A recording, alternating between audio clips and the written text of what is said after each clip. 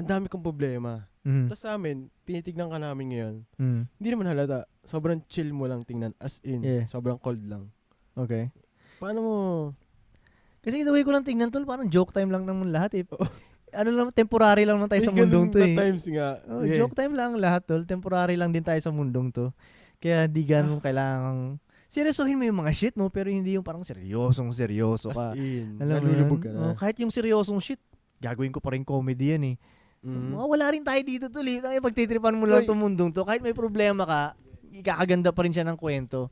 Ako para sa akin tol, bawat problema, ikakagaganda ng kwento mo siya eh. Oo. Di ba? Kasi pagbabang-baba ka na, okay lang, pampatamis to ng kwento sa susunod. Yes. Oo. Tol, kahit nga hindi mo ma-solve yung problema, eh, pampaganda pa rin siya ng kwento eh.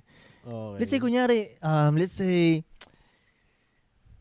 say kunyari, nabawi yung bahay mo dahil hindi mo na kayang bayaran. Let's say kunyari may bahay kang ganun, binawi na ng bangko o ganun. So hindi mo na solve, right? Pero asar pa rin siya ikwento. Like, Oo. patay na pare, isipin mo yun, umabot ako sa ganung point. Nawalan ako ng Sagad binawi na, ng no? bangko. Ganun.